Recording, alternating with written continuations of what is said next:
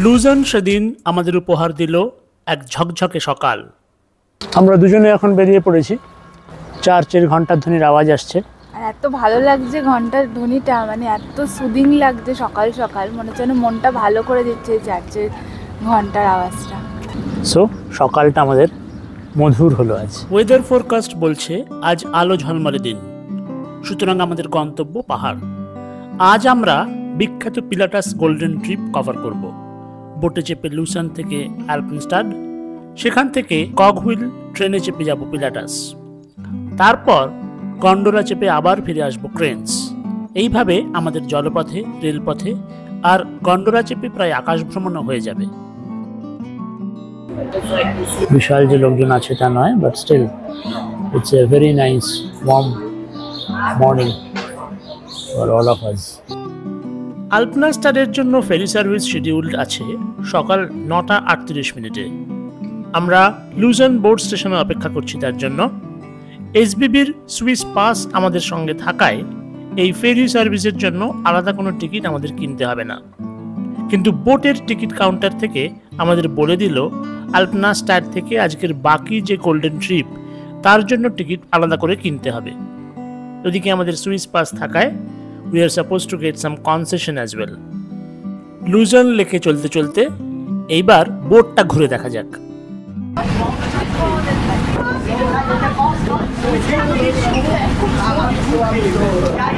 এবার আমরা একটু ভেতরে গিয়ে দেখব।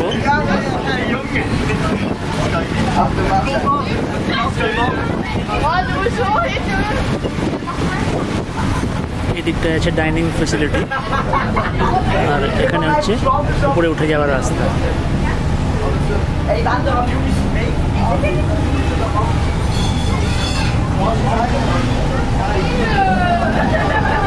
এখানে আছে ওয়াশরুম এদিকে।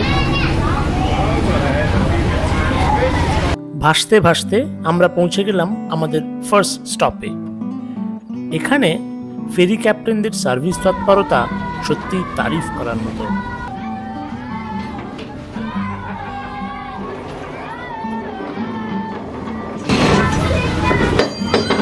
So, jetzt Hergiswil, bitte. Zur Info. যাত্রী সামলানোর পাশাপাশি এমন কায়িক পরিশ্রমের কাজও এসব ক্যাপ্টেনদের ডেলি রুটিন। এসবের পরেও তাদের হাসি খুশি ভাব দেখে সত্যিই মন ভালো হয়ে যায়। একদিকে পাহাড়ের আহ্বান, অন্যদিকে পিছনে ফেলে আসা শহরের বৃদ্ধ ইমারত। এখানে এসে মনে হয় সভ্যতার সাথে প্রকৃতির যেন এক আশ্চর্য হাত ধরাধরি বেঁচে থাকা। আমরা এসে পৌঁছালাম আরেক স্টেশন, স্ট্যানস্টাড। এটা স্ট্যানস্টাড স্টপ। আমরা নামবো হচ্ছে আলপেনস্টাডে। এখানেও এক দর্শনীয় ভিউ পয়েন্ট আছে, তবে সে গল্প অন্যদিন হবে। এখন আমরা আলপেনস্টাডে পৌঁছানোর জন্য উদগ্রীব।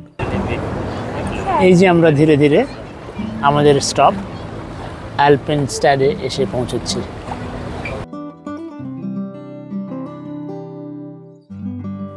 আলপেনস্টাডে নেমেই মনে হলো কগহুইল ট্রেনে চাপার আগে লুজন লেকের ধার ঘেঁষা এই ছিমছাম গ্রাম একটু ঘুরে দেখলে মন্দ হয় না। নির্জন পথ, ছায়া ঘেরা মায়াবী রাস্তা, এইসব দেখতে দেখতে মনে হয় এমন দৃশ্য আসলে বুঝি আমাদের চোখের পাশাপাশি মনেরও একরকম শুশ্রূষা। দেখতে পেলাম গুটি গুটি পায়ে কগহুইল ট্রেন পেরোচ্ছে তার অতি খাড়াই দুর্গম পাহাড়ি পথ। এই কগহুইল ট্রেনের বিশেষত্ব হলো এটি পৃথিবীর মধ্যে সবচেয়ে স্টিপেস্ট, অর্থাৎ পৃথিবীর যে সবচেয়ে খাড়াই রাস্তা নিউজিল্যান্ডের ব্যালডউইন স্ট্রিট, তার থেকেও এই রেলপথের খাড়াই বেশ বেশি। ফলত এই কগহুইল ট্রেন জার্নি আমাদের কাছে এক ইউনিক এক্সপিরিয়েন্স। ঝকঝকে আকাশ আর দারুণ ওয়েদার বলেই পিলাটাস বান অর্থাৎ পিলাটাস রেল স্টেশন তখন ভিড়ে থই থই। টিকিট কাটার বেদম লাইন থাকায় আমরা কিউআর কোড স্ক্যান করে পিলাটাসের নিজস্ব ওয়েব পোর্টাল থেকে টিকিট বুকিং করে নিলাম সহজেই। সুইস ট্রাভেল পাস থাকায় 78 সুইস ফ্র্যাঙ্ক টিকিটের দামে আমরা পেলাম 50% ডিসকাউন্ট। ট্রেন নিচে নেমে এসছে, এবার আমরা আস্তে আস্তে উঠছি। প্রত্যেক আধ ঘন্টা অন্তর ট্রেন। সুতরাং ভ্রমণ পিপাসুরা এদিকে উৎসুক বিশ্বের সবচেয়ে খাড়াই রেলপথ ভ্রমণের অভিজ্ঞতা সঞ্চয়ের আগ্রহে। 135 বছর আগে 1889 সালে রেলপথের সূচনা হয়েছিল। টেকনিক্যালি এই রেলপথ যে কক হুইলের মাধ্যমে চলে তা আসলে বিখ্যাত প্রকৌশলী এডওয়ার্ড লকহারের মস্তিষ্ক প্রসূত। তৎকালীন সময়ের নিরিখে এই টেকনিক ছিল ইউনিক। তার কারণ যে কোনো খাড়াই পাহাড়ি রাস্তায় তার বিপজ্জনক ঢালের কারণে যে ডিরেলমেন্টের সম্ভাবনা তা প্রায় নির্মূল করে দেওয়া গেছিল এই অভূতপূর্ব টেকনিকের মাধ্যমে। তৎকালীন সময়ে এই 4.6 কিলোমিটার ডিস্টেন্স ট্রেনে যেতে সময় লাগতো প্রায় 1 ঘন্টা মতো। 1937 সালে ইলেকট্রিফিকেশনের পর সেই সময় কমে এসেছে 30 থেকে 40 মিনিটে। মনে রাখতে হবে এই যাত্রাপথ খোলা থাকে মে থেকে নভেম্বর পর্যন্ত। পাহাড়ে বরফ পড়তে শুরু হলে ওভারহেড লাইনেও বরফ জমতে শুরু করে, ফলত এই রেলপথকেও যেতে হয় শীত ঘুমে। অবশেষে বেশ কয়েকটি টানেল পেরিয়ে 48% ইনগ্রেডিয়েন্টের খাড়াই পথ অতিক্রম করে আমরা পিলাটাস স্টপে এসে পৌঁছচ্ছি। দেখতে পেলাম খাড়াই পথ ধরে হাইকাররা চলেছে অ্যাডভেঞ্চারের অদম্য নেশায়। পিলাটাস স্টেশনে নেমে বাইরের দিকে তাকিয়ে দেখি খাড়াই রেলপথ আর পাহাড়ের সাথে পাহাড় মিশে এক অদ্ভুত মনোহর রূপ। এবার পিলাটাস স্টপ ঘুরে দেখার পালা। আমরা এবার পিলাটাস ঘুরে দেখতে চলেছি। ইটস পার্শিয়ালি ক্লাউডি, কিন্তু ঘোরার পক্ষে ভীষণ ভালো। বেশ একটা হালকা ঠান্ডা ভাব আছে, একটা ঠান্ডা ভাব আছে, আর তো আশা করি হব না ঘেমে। এখন জ্যাকেট পরারও কোনো দরকার নেই। তো আমরা এখন আস্তে আস্তে উপরে উঠছি। পাহাড়ি ফুল ফুটে আছে, খুবই একটা মেসমারাইজিং ফিলিং হচ্ছে আমাদের। আর এই দিকের ভিউটা একবার দেখাই।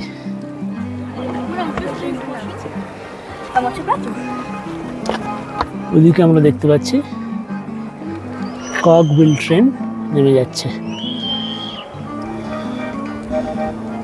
এই হচ্ছে লুজন লেক। আর ক্লাউডি না থাকলে আমরা পুরো লুজন সিটিটা দেখতে পারতাম। শুধু লুজন সিটি নয়, মেঘ না থাকলে বহু দূরের ব্ল্যাক ফরেস্টের কিছু অংশও নাকি এখান থেকে দিব্যি দেখতে পাওয়া যায়।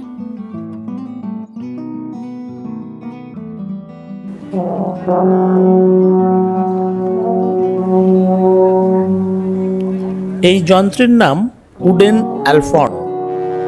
রেড পাইন গাছের কাঠ দিয়ে এটি নির্মিত।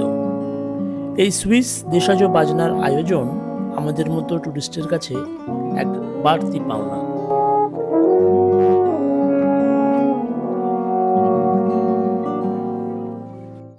পিলাটাসের একদিকের টপে ওঠার পর অন্যদিকে এসে আমাদের আরও একটু ঘুরে দেখতে ইচ্ছে হলো। ফলত আমরা খাড়াই সিঁড়ি বেয়ে আরও ওপরের দিকে চললাম, কিছুটা অ্যাডভেঞ্চারের টানে আর কিছুটা আদিগন্ত বিস্তৃত সৌন্দর্য উপভোগের লোভে। এই হচ্ছে দৃশ্য। আমরা ওই দিকের পাহাড়ের চূড়ায় উঠেছিলাম, তারপরে আমরা নিচে নেমে এলাম। এরপর এখন আমরা এই পাহাড়ের চূড়ায় আছি। এইরকমভাবে ট্রেল করে আমরা ওপরে উঠেছি। আমরা যেখানটায় দাঁড়িয়ে আছি সেখান থেকে লুজন লেক পরিষ্কার দেখা যাচ্ছে।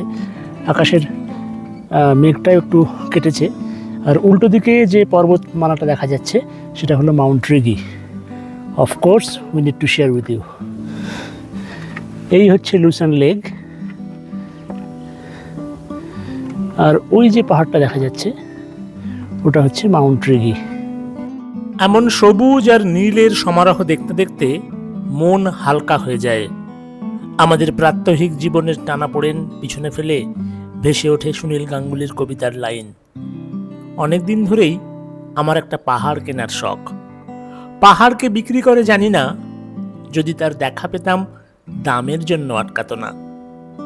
এই পাহাড় চূড়ায় এসে মনে হয় নিচে বিপুলা পৃথিবী, চরাচরে তীব্র নির্জনতা, আর ওপরে অমোঘ শান্তি। এই আমরা দেখতে পাচ্ছি পিলাটাস থেকে ভিউ। এটাই পিলাটাসের সর্বোচ্চ ভিউ। আর আমরা ওই ট্রেলটা দিয়ে উঠেছিলাম, তারপর আমরা নিচে নেমে এসেছি। আর এই দেখো, এটা পিলাটাসের মেন ডেক। এখানে দেখানো হচ্ছে একটা ড্রাগন। পিলাটাস ঘিরে আছে ড্রাগনের গল্প। কয়েকশো বছর আগে নাকি এক ড্রাগন উড়ে এসেছিল ওই পিলাটাসে। কালক্রমে তাদের নিয়ে তৈরি হয় নানান গল্প। কোনো গল্পে সেই ড্রাগনকে দেখি ভয়ঙ্কর বিষাক্ত রূপে, আবার কোনো গল্পে দয়ালু ড্রাগনের পরিচয় মেলে। রূপকথা, গল্প, বিশ্বাস সব মিলিয়ে সেই প্রাচীনকালের ড্রাগন মাউন্ট পিলাটাসের অবিচ্ছেদ্য অংশ হয়ে গেছে আজ। We are finishing our trail. Now we are going down. We'll show you the path.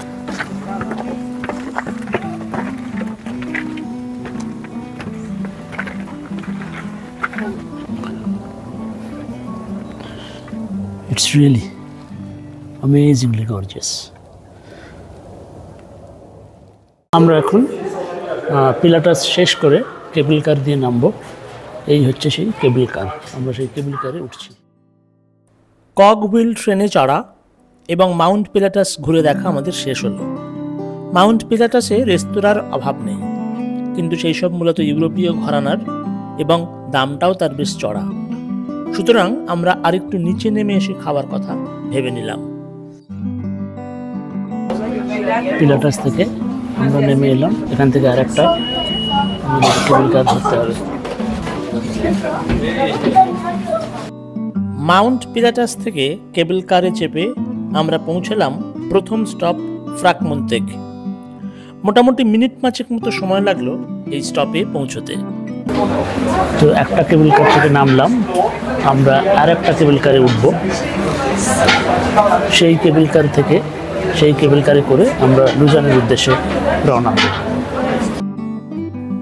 Sea level থেকে 2132 মিটার উঁচুতে অবস্থিত পিলাটাস থেকে নেমে আমরা এখন প্রায় 700 মিটার নিচে এসেছি।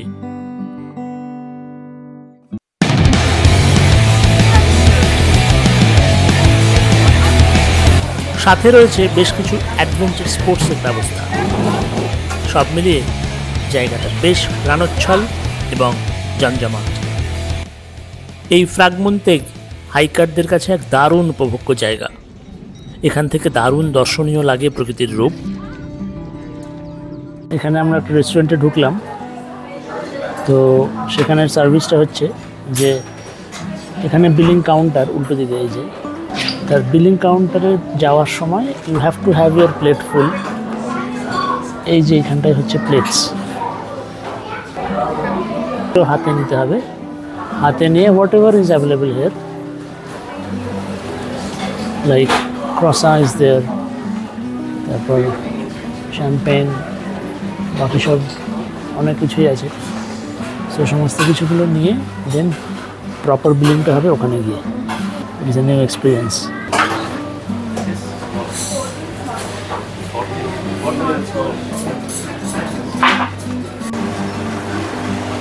এতগুলো জিনিস নিলাম,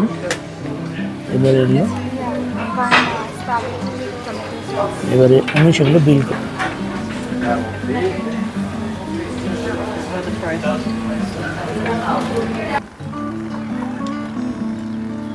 ফ্রাকমুনতেগ থেকে আমরা এখন ক্রেন্স যাচ্ছি। ক্রেন্স থেকে তারপর আমরা যাব হচ্ছে লুজান। এই কেবল কারের মজা হচ্ছে যে it doesn't stop, it keeps on moving, and so by that time in the movement itself you have to get into it, and then automatically the door will close. See, the door got closed. Now we will be moving downward. ফ্রাকমুনতেগ থেকে পেট পুজো সেরে এখন আমাদের গন্তব্য Cairns. Sea level থেকে 1416 metre উপর থেকে এইবার আমরা প্রায় সি লেভেলের আরও কাছে চলে আসব। মাঝখানে পড়বে ক্রেন্স সেরেইক নামে একটি স্টপ। কেবল কারে চোখে পড়ছে পাইন, বার্চ আর তৃণভূমি দিয়ে বিছানো জঙ্গল, আর তার পাশে বিস্তৃত হাইকারদের জন্য বানানো আঁকাবাঁকা শান্ত নিরিবিলি পথ। বহু দূরে এক অদ্ভুত নীলাভ সৌন্দর্যের হাতছানি।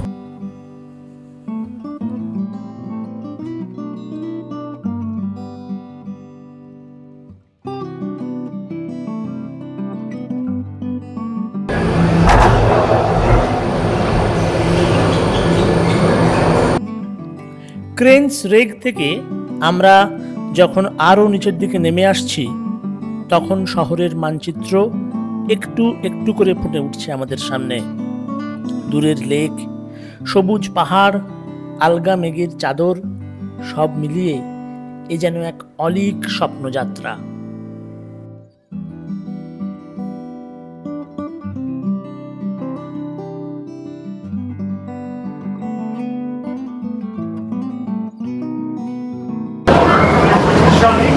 ওরা উঠছে আর আমরা নেমে এলাম। আমরা এবার ক্রেনস থেকে লুজানের দিকে যাব, হয়তো বাসে করে। Let's see. So we'll move around that side.